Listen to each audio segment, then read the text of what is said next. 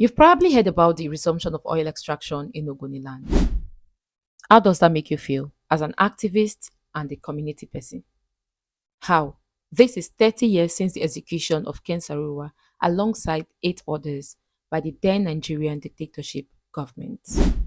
Now, oil was discovered in Ogoniland in the year 1958, and for 3 decades, the international oil companies exploited, explored, and extracted oil recklessly. Ken Sarowa and others stood and said enough is enough because their activities led to land degradation, livelihood loss, food poisoning, water scarcity, and a myriad of other stressors. They started a movement known as the Movement for the Survival of the Ogoni People. And because of this movement, there was widespread protest campaigns that actually led to the suspension of the extraction of oil in Ogoniland in the early 1990s. So somewhere around 2011, there was a need for the environmental impact assessment of the Ogoni land, and this would involve the United Nations Environment Program. They released a report after their research, and the report is heart-wrenching and heartbreaking. You don't want to know the content. So, according to the United Nations Environment Program, in their research, they said that the very air that the Ogoni people breathe is filled with hydrocarbons. All their water bodies have been polluted. In fact, they discovered benzene 900 times above safe level.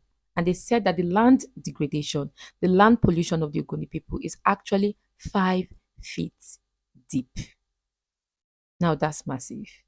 It's going to take 25 to 30 years to actually restore the land of the Ogoni people.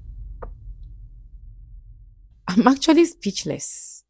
So the good thing about the report is the fact that somewhere around 2016, during the Buhari's government, there was an establishment of an agency that will be in charge of remediation, and it is called the Hydrocarbon Pollution Remediation Project, HYPREP. HYPREP then launched the Ogoni cleanup that we all talk about, and this was not just restoration of the environment. The people demanded for portable drinking water, restoration of their livelihood, and also compensation for the Ogoni people.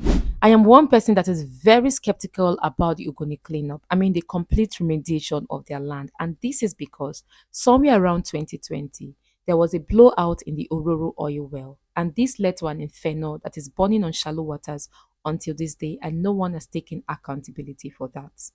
What about the Bielsa report of 2023 that showed that hydrocarbons is in their water bodies 1 million times above safe levels? I mean, the rivers of the Niger Delta are connected. So if you clean up Ogoni land and you don't clean up the entire Niger Delta, there is a possibility that the pollution from another water body would flow back into the Ogoni waters.